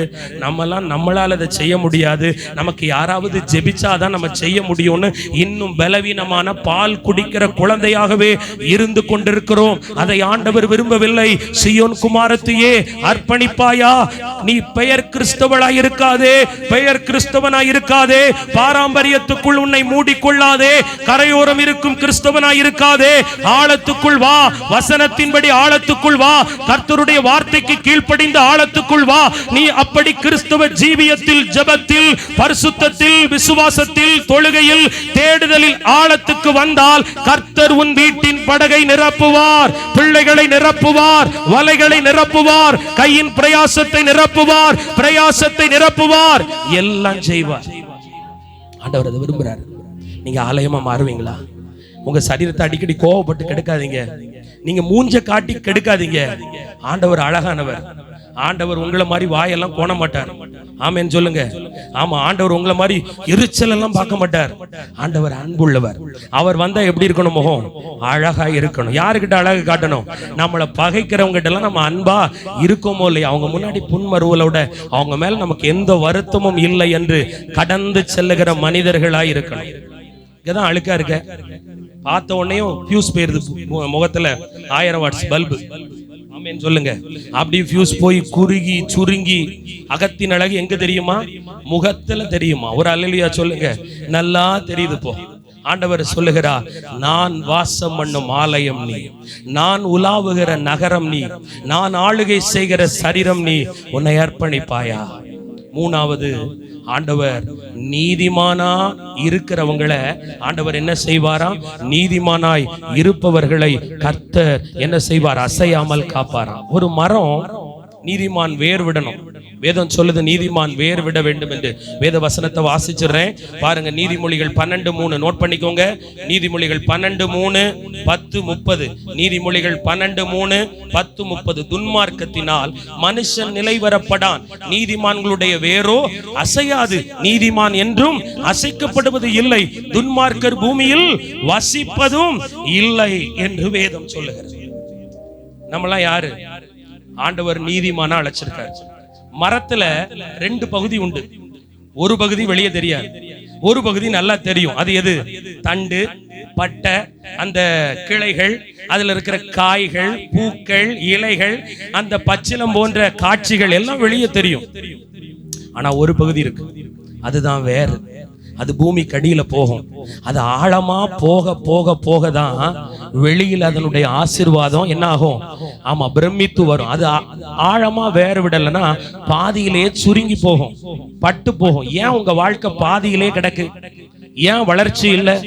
ஏன் செழிப்பு இல்ல? வேற உள்ள உடல. நீங்க எல்லாரும் வளர வளர எதை பார்க்க ஆரம்பிச்சிட்டீங்கன்னா, உலகத்தை பார்க்க ஆரம்பிச்சிட்டீங்க, மற்றவங்களை பார்க்க ஆரம்பிச்சிட்டீங்க. ஊழியம் செய்யறேன்னா இன்னொரு ஊழியக்காரரை பாக்குறேன், விசுவாசி நீங்க இன்னொரு விசுவாசியை பாக்குறீங்க, சொந்தத்துக்குள்ள மற்ற குடும்பத்தார பாக்குறீங்க, அல்லது உங்க கவலையை நீங்க பாக்குறீங்க. ஆனா நிறைய நேரம் நம்ம சொல்றோம், ஏன் என் ஜெபம் கேட்கப்படல? ஏன் என் விசுவாசத்தை கர்த்தர் கனப்படுத்தல? ஏன் என் வாழ்க்கையை ஆண்டவர் அடித்தார்?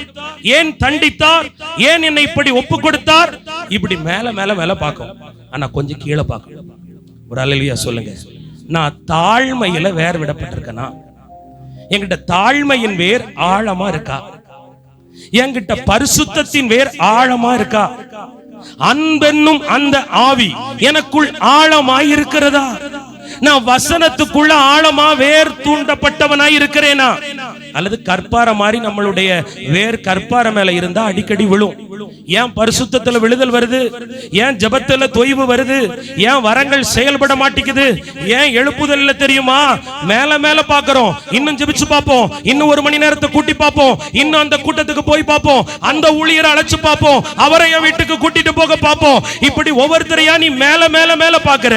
ஆனா கீழே உங்களுடைய அந்தரங்கம், யாரும் அறியாத பகுதி, உங்க இருதயம், உங்க யோசனை, உங்க ஆழம் எப்படி இருக்கு? அதுல தாழ்மை இருக்கா? பொறுமை இருக்கா? அன்பு இருக்கா? விசுவாசம் இருக்கா? நீதி இருக்கா? நியாயம் இருக்கா? உண்மை இருக்கா? உத்தமம் இருக்கா? பொய் பேசுறோமா? பித்தலாட்டம் பண்றோமா? சுயநலவாதியா இருக்குமா?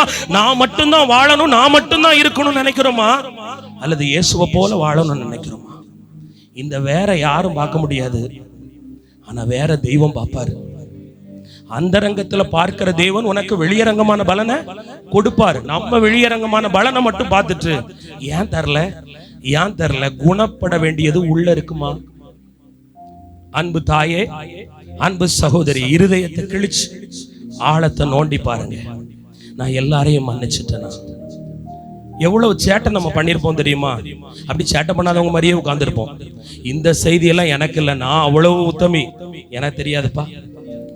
நம்மை நாமே பாவம் இல்லை என்போமே, ஆனால் நம்மை நாமே நமக்கு தான் தெரியும், உண்மையிலே தெரியும். எனக்கு தெரியும் நான் யாருன்னு. உங்களுக்கு நீங்க யாருன்னு தெரியலன்னா அங்கதான் மோசம் இருக்கு. நான் சொல்றேன், உங்க வாய் எத்தனை பேரை உடைச்சிச்சு, உங்க இருதயம் எத்தனை பேரை காயப்படுத்துச்சு, உங்க பார்வை எத்தனை பேரை துச்சமா பார்த்துச்சு, அற்பமா பார்த்துச்சு, உங்க சரீரம் எத்தனை நேரம் சுயநலமா செயல்பட்டுச்சு. எனக்கு அன்பான தேவ பிள்ளையே, எவ்வளவுக்கு எவ்வளவு ஆழமான வேர் விடுதலின் அனுபவம் ஒரு தேவனுடைய பிள்ளைக்கு வருதோ அவ்வளவுக்கு அவ்வளவு உங்க ஊழியத்துல ஒரு ஜெயம் இருக்கும், உங்க குடும்ப வாழ்க்கைக்குள்ள ஒரு ஜெயம் இருக்கும். அந்த ரங்கத்துல நீ உடைச்சு உடைச்சு ஊத்த ஊத்த அந்த ரங்கத்துல நான் பாவி பாவி பாவி, என்ன இதுல என்ன பார்வையில பூரணப்படுத்துங்க, சிந்தையில பூரணப்படுத்துங்க, இருதயத்துல பூரணப்படுத்துங்க. இன்னும் எனக்குள்ள அழுக்கு மாறல, எனக்குள்ள இன்னும் வெறுப்பு மாறல. மாறணும். ஆண்டவர் உங்களோட பேசுறார், எல்லாரும் கூட பேசுறார். இந்த வார்த்தை உங்களோட பேசுது. நீங்க ஒரு விசுவாசி, சரிதான். நீ நீதிமானா? நீ நீதிமானா? உன்னிடத்திலிருந்து புறப்படும் வார்த்தையில நீதி இருக்கா? நீங்க செய்ய நினைக்கிற காரியத்துல நியாயம் இருக்கா? செய்து கொண்டிருக்கிற காரியத்துல நியாயம் இருக்கா? உங்க வாழ்க்கைக்குள்ள உண்மை இருக்கா? உத்தமம் இருக்கா? உங்களை ஆண்டவர் பார்த்து மெச்சு கொள்ள முடியுமா? அந்த ரங்கத்துல ஜெயிக்கீங்களா? 4 சுவற்றுக்குள்ள நான் ஜெயிக்கிறேனா? நீங்க ஜெயிக்கிறீங்களா?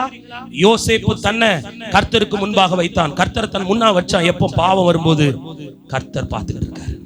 எனக்கு அன்பான சகோதரி, ஆண்டவர் இன்றைக்கு சொல்லுகிறார், இதோ ஒரு பெரிய ஆசீர்வாதத்தை உங்களுக்கு கொடுக்க ஆயத்தமா இருக்கிறார்.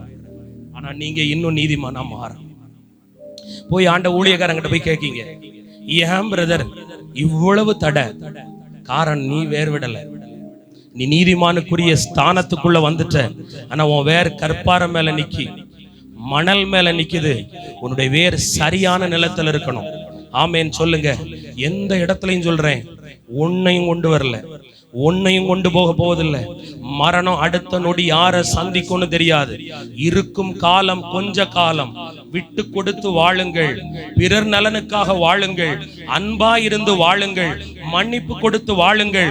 உங்களுக்கு விரோதமா எவ்வளவு பேர் ஆக்ரோஷமா எழும்பினாலும் அவன் என்னத்தை கொண்டு போறான்? உன்னையும் கொண்டு போக மாட்டான். வீணான கர்வத்தை விட்டுருவோம், பிடிவாதத்தை விட்டுருவோம், அன்பிலே நிலைத்திருப்போம்.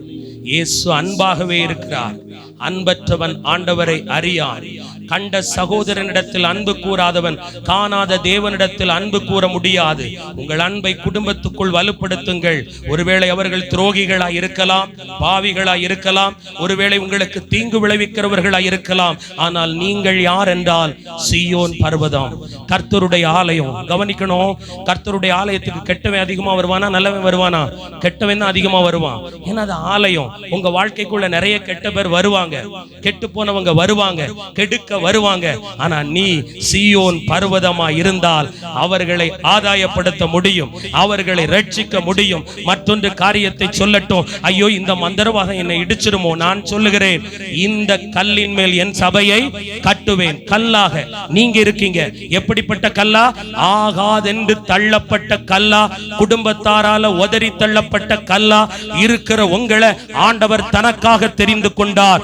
உங்கள் மேல் சபையை கட்டுவார். நீங்களே அந்த ஆலயம். உங்களுக்குள் வாசம் பண்ணுவார். நீங்கள் அசைக்கப்படாமல் இருப்பீர்கள். இந்த கல்லின் மேல், அதாவது உங்கள் மேல் மோதுகிறவன் நொறுங்கி போவான். உங்கள் மேல் மோதும் சாபம், பாவம், மந்திரம், தந்திரம், மனுஷிக வல்லமை, சத்துரு யாரா இருந்தாலும் நொறுங்கி போவான். எப்பொழுது கல்லாகிய உங்கள் மேல் சபையை கட்டி எழுப்பும்படி நீங்கள் நீதி செய்து, நியாயம் செய்து, உண்மையாய் வாழ்ந்து, உத்தமமாய் வாழ்ந்து, பரிசுத்தமாய் வாழ்ந்து, பலத்த கரத்துக்குள் அடங்கியிருந்து வாழ்ந்து, வசனத்துக்கு நடுங்கி கற்பனைகளின்படி செய்து, கர்த்தரை முழு இருதயத்தோடு பிரியப்படுத்தி, தெய்வத்தை முன்னிறுத்தி, அவரை வலது பக்கத்தில் வைத்து, அவரை ஆலோசகராக ஏற்றுக்கொண்டு, அவருடைய புத்தியின்படி வழிகளில் நீங்கள் நடக்க ஆரம்பிக்கும் போது உங்கள் வாழ்வு உறுதிப்படுத்தப்பட்டிருக்கும், அசையாத பர்வதமாயிருக்கும். கர்த்தர் உங்களை ஆசீர்வதிப்பார். அப்படி இருக்கிற இடத்துல நம்ம எழும்பலாம். ஆண்டவர் பெரிய காரியங்களை செய்வாராக. ஒருவேளை இந்த செய்தி மறுபடியும் எதுல வரும்? யூடியூப்ல வரும். பாருங்க, ஒரு முறைக்கு பல முறை கேளுங்க. ஆமென் சொல்லுங்க. ஆண்டவர் உங்களோட பேசினாரு, ஏதோ ஒரு காரியத்தை செய்ய விரும்புறாரு. நான் சொல்றேன், சோம்பேறியா கிறிஸ்தவ வாழ்க்கையில இருக்காதீங்க. முதல்ல ஆண்டவர் பேசினாரு, இந்த வார்த்தையின்படி செய்கிறவன் கன்மலையின் மேல் கட்டப்பட்டவன். நிறைய பைபிள் படிங்க. உங்களுக்குள்ள நிறைய வெறுமை இருக்க காரணம் சாத்தான் ஓடிடுவான். யாரு கூடயும் தர்க்கிக்காதீங்க. வீட்டுல பாவம் செய்யற பிள்ளை அது ஒரு பக்கம் பாவம் செய்யட்டும். நான் சொல்றேன், நீ ஒரு பக்கம் பைபிள் படி. நீங்க உங்க கடமையை நிறைவேற்றுங்க, அந்த சாத்தான் ஓடிடுவான். ஒரு பட்டயத்துக்கு ஒரு வரைக்குள்ள ஒரு பட்டயம் தான் இருக்க முடியும். நான் சொல்றேன், நீ பட்டயமா மாறு. நீயே மழுங்கி போயிருக்க. உங்களுக்குள்ளேயே கோபம் மாறல, எரிச்சல் மாறல, அன்பு வரல. அப்ப மழுங்கி போன பட்டயத்தை ஆண்டவர் உரையில வைக்க மாட்டார். ஆனா நீங்க கூர்மையான பட்டயமா மாறிட்டா, வேதத்தை படிக்க படிக்க படிக்க உங்க வாழ்க்கை மெருகூட்டப்படும், உங்க வாழ்க்கை தீட்டப்படும். உங்க சிந்த, பார்வை, எண்ணம் எல்லாம் வசனத்தின்படி ஆண்டவர் மெருகூட்ட மெருகூட்ட மெருகூட்ட. நான் சொல்றேன், இன்னொரு பட்டயம் உங்க வீட்டுக்குள்ள எழும்ப முடியாது. பாவ பட்டயம் எழும்ப முடியாது. அநியாயத்தின் பட்டயம் எழும்ப முடியாது. கர்த்தர் சொல்லுகிறார், நீ நீதிமானாய் மாற அர்ப்பணிப்பாயா? நீ நியாயம் செய்து வாழுவாயா? நீ உண்மையாய் வாழுவாயா? உத்தமமாய் வாழுவாயா? யாரையும் காயப்படுத்தாமல், யாரையும் வெறுக்காமல், யாரையும் ஒதுக்காமல், யாரையும் ஓரம் கட்டாமல், யாரையும் புறங்கூறாமல், யாரையும் கேவலப்படுத்தாமல், யாவரையும் நியாயம் தீர்க்காமல், உன் இயேசுவுக்காக உத்தமத்தை காத்துக்கொண்டு போதும் என்ற நல் மனதோடு வாழுகிற அந்த வாழ்க்கைக்குள் வரும்படி வேர்விடு. வேர்விடு, அன்பிலே வேர்விட உன்னை அர்ப்பணி, தாழ்ந்து போக வேர்விட உன்னை அர்ப்பணி. உடைந்த பாத்திரம் தான் நீ. ஆண்டவரே, இன்னும் உடைக்கிறேன், இன்னும் உடைக்கிறேன். என் சுயம் உடையட்டும், என் கர்வம் உடையட்டும், என் ஆணவம் உடையட்டும், என் பெருமை உடையட்டும். ஆண்டவரே, எல்லாம் உடையட்டும்.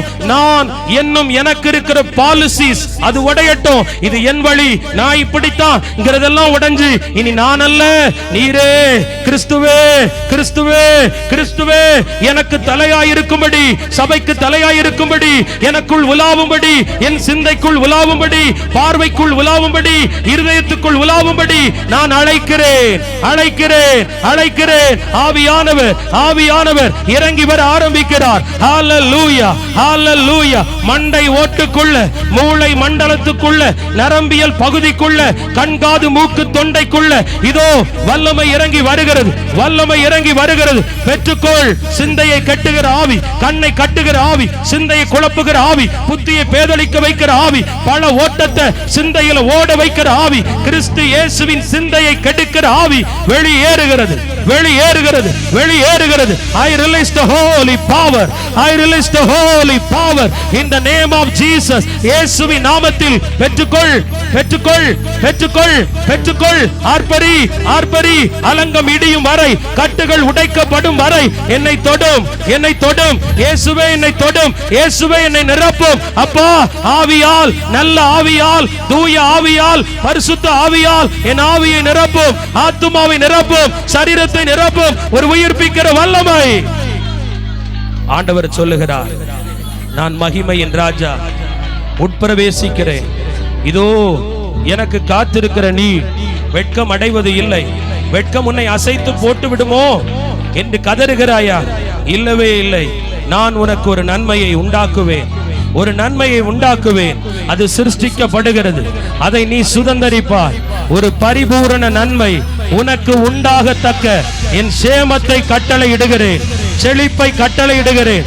என் பரிபூரண நன்மையை உனக்கு தருவேன், உங்களுக்கு தருவேன். நாட்டுவேன், கட்டுவேன். சீயோன் குமாரத்தியே, கம்பீரி, கம்பீரி, ஆர்ப்பரி, ஆர்ப்பரி, ஆர்ப்பரி. இதோ என் ராஜா, ஆத்தும மணவாளன். இதோ இயேசு மகாராஜா, இயேசு மகாராஜா உனக்கு சொந்தக்காரர், உனக்குள் உள்ளவர் உன் முன்பாக போகிறார். கடந்து போ, கடந்து போ. தடைகளை தகர்க்கிற வல்லமை இறங்கி வருகிறது, இறங்கி வருகிறது. இதோ உன் வீட்டை நரக குழியிலிருந்து மீட்டெடுக்கிறேன், உன் வீட்டை நரக குழியிலிருந்து மீட்டெடுக்கிறேன். உன் வீட்டை கட்டுவேன், நாட்டுவேன், நான் எழுப்பி தருவேன், தலைவராய் இருப்பேன். ஜீவ ஊற்று இதோ என்னிடத்திலிருந்து உனக்குள் பாய்ந்து வருகிறது, புறப்பட்டு வருகிறது. பெற்றுக்கொள், பெற்றுக்கொள், பெற்றுக்கொள். அந்த வல்லமையை பெற்றுக்கொள். ஜெபிக்க முடியாதபடி உள்ள தடை எல்லாம் மாறுதுப்பா, எல்லாம் மாறுது. இன்று முதல் நீ ஜெபிப்பாய். ஆதியில ஜெபிக்கும் போது நீங்க இழந்த கிருபைய ஆண்டவர் உங்களுக்கு மறுபடியும் தாராரு. இப்ப நிறைய நேரம் ஜெபித்தாலும் சிந்தையில விடுதலை இல்ல, பார்வையில வெளிப்பாடு இல்ல, ஆண்டவர் காதுகள்ல ரிங்காரத்துல ஒலிக்கிறது இல்ல, வசனம் மூலம் பேசுறது இல்ல. அந்த மப்பும் மந்தாரமுமான ஆவி சகோதரியே உன்னை விட்டு வெளியேறுகிறது, உன்னை விட்டு வெளியேறுகிறது. இதோ கை தட்டுவாய், பாடல் பாடுவாய், ஸ்தோத்திரம் பண்ணுவாய், முழங்காலை முடக்குவாய், விழித்திருப்பாய், ஜெயமெடுப்பாய். கர்த்தர் சொல்லுகிறார், மரியாளை போல என்னோடு இரு, என் பாதத்திலேயே தங்கியிரு, இரவும் பகலும் காத்திரு. இதோ நான் உனக்கான அந்த கல்லறை போன்ற அனுபவம் உள்ள பிரேத குழிகளுக்குள் கிடக்கிற உன் வீட்டாரை, பிரேத குழிகளுக்குள் கிடக்கிற உன் பிள்ளைகளை நான் கட்டுகளை முறித்து வெளியே கொண்டு வருவேன். மரியாளே, மரியாளே, மரியாளே, தன்னை விட்டு எடுபடாத நல்ல பங்கை தனக்கு முன்பாக தெரிந்து கொண்டவளே, பாக்கியவதி, பாக்கியவதி, பாக்கியவதி. மீட்பின் நகரம், மீட்பின் நகரம், சீயோன் நகரம், தேவன் வாசம் பண்ண விரும்பும் இடம். இதோ உன் எல்லைகளை கர்த்தர், கர்த்தர் வச்சிர கல்லை கொண்டு மினுமினுக்க வைக்கிறார். ஹalleluya, ஹalleluya. அவர் சொல்லுகிறார், எழும்பு, எழும்பு சீயோனே, உன் வல்லமையை காத்துக்கொள். ஆண்டவர் உங்களோடு பேசின ஒவ்வொரு வார்த்தை அது உங்களை விடுவிச்சு. ஐயோ, என்ன நான் விடுவிக்கப்படணுமோ நீங்க நினைக்காதீங்க. உங்களை ரிலீஸ் பண்ணிருக்காரு. கட்டு இல்ல, அதை நம்பு, அதை விசுவாசி. அநேக மந்தம் உங்க மேல போடப்பட்ட சில போர்வை உங்க கண்ணு தெரியக்கூடாது, நீங்க எங்கேயும் போறது உங்களுக்கு பயணம் கூட தெரியக்கூடாதுன்னு ஒரு போர்வையை போல சாத்தான் விரித்த மங்கலான திரைய கர்த்தர் இன்றைக்கு நீக்கி போட்டார், விலக்கி போட்டார், எடுத்து போட்டார். எருசலேம் நகர வீதிகளில் பரிதிமேயு குருடன் மேல இருந்த பிச்சைக்காரனுக்கான அடையாளமான அந்த சால்வை தூக்கி எறியப்பட்டது போல இதோ உன் பழைய வாழ்க்கையை மூடி வச்ச அந்த சால்வை தரித்திரம், கடன், வியாதி, மாந்திரிகம், போராட்டம், வெறுமை என்கிற அந்த சால்வை உன்னை விட்டு இன்னைக்கு விலகினது. கண் திறக்கப்பட்டவளே போ, இனி போகும் இடமெல்லாம் உனக்கு ஆரோக்கியம், உனக்கு சவுக்கியம், எல்லார் கண்களிலும் உனக்கு நான் தயவை உண்டாக்குவேன். ஹalleluya, glory to God. வல்லமை இறங்குவதாக, அக்கினி இறங்குவதாக, அபிஷேகம் இறங்குவதாக, மகிமை இறங்குவதாக, கட்டுகள் தெறிக்கப்படுவதாக, கன்னிகள் தெறிக்கப்படுவதாக, பிசாசுகள் ஓடுவதாக, மாந்திரிகங்கள் அழிவதாக, வியாதிகள் விலகுவதாக, சரீர உறுப்புகள் பலப்படுவதாக, ஐஸ்வர்யம் கிடைப்பதாக, வானம் திறக்கப்படுவதாக. ஆண்டவரே ஸ்தோத்திரம். கர்த்தர் ஆசீர்வதியும், பெயராய் ஆசீர்வதியும். ஆண்டவரே, ஒருவர் கூட திரும்பி சும்மா போக கூடாது. ஏதாவது ஒரு அற்புதம் செய்யுங்க. ஒரே நிமிடம் உங்க கையை தூக்குங்க, வலது கையை தூக்குங்க, அர்ப்பணிங்க. ஆண்டவரே, என்னை நான் தருகிறேன். நான் பாவிதான், நான் குப்பைதான், நான் தூசிதான். ஆனாலும் நீங்க தங்குகிற ஆலயமா மாறணும்னு இன்னைக்கு எனக்கு சொல்லி கொடுத்து அனுப்பியிருக்கீங்க. ஆனா இனி எப்படி நான் ஆலயத்தை போய் பெருக்குவனோ, அந்த ஆலயத்தின் சுத்தத்தை விரும்புவனோ, அந்த கல்லால் ஆன ஆலயத்துல ஒரு வைராக்கி இருந்துச்சு, நல்லதுதான், அது வேண்டான்னு சொல்லல. ஆனா நிறைய பேர் அது மேல வச்ச நம்பிக்கையை உங்க மேல வைக்க தவறிட்டீங்க. கர்த்தர் சொல்றார், கண்ணை டெய்லி சுத்திகரிங்க, நாவை சுத்திகரிங்க, இருதயத்தை சுத்திகரிங்க.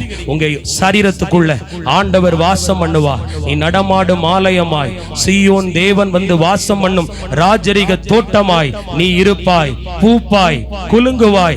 ஆண்டவர் எல்லாவற்றிலும் மீதம் எடுக்கும்படி உனக்கு கிருபை செய்வேன் என்று வாக்கு கொடுக்கிறார். கர்த்தரால் ஆகாத காரியம் ஒன்று உண்டோ? இல்லை.